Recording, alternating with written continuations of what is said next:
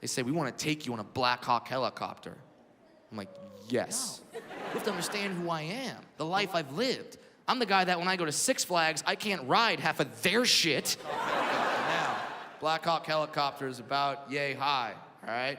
I can't get in that. I look at this soldier, I'm like, hey bro, can you help me out? He says, no problem. Pulls a lever, little handicap helper step, flies out, sweet. Except for the helper step was about that freaking high. Still can't get in. I'd asked this soldier to do something that I swore, as a little person, I would never ask anyone to do, ever. I look at him like, all right, bro, you're gonna have to toss me. And the smile he got on his face, like, this is what I signed up for! And he grabs me, and he could just throw me in real quick. We would have been done, but no. He had to enjoy himself. He picks me up. He just goes, 1, 2, asshole!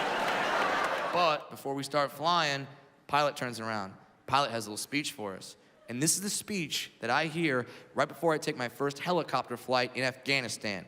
Pilot looks at us and goes, all right, Mr. Williams, this is Bagram Air Force Base, Afghanistan. Some shit goes on here. We don't anticipate anything to happen, but something might happen, and we do have to prepare you for such a scenario. What sometimes occurs, these particular helicopters, they get fired upon by something called an RPG, rocket propelled grenade. You might know it as a bazooka. If this is to happen, you'll hear the words fire in the hole, followed by our machine gunner on board return fire. If you hear our gun go off, it is no longer a combat simulation. It is a real-life war scenario with real-life consequences. We'll do everything in our power to keep you alive. We'll do some evasive maneuvers. You're curl up in a fetal position, you'll be fine.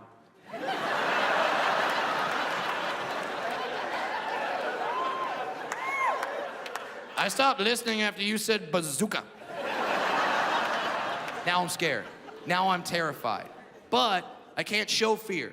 I'm on a helicopter with a bunch of 18 and 19-year-old badass Marines. I can't be a 30-year-old man like, I don't think this is a good idea. I can't do that. So I'm like, all right, Brad, just shut up. Try to be cool. I'm glad I had that attitude, because we took off. Oh my God, this was so much fun.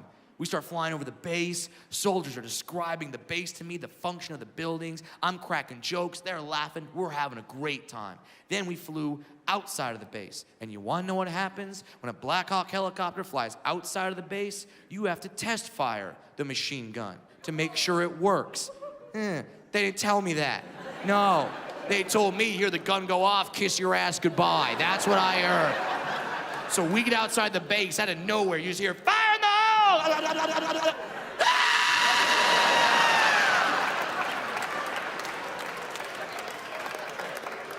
I had my first period right there on the damn helicopter.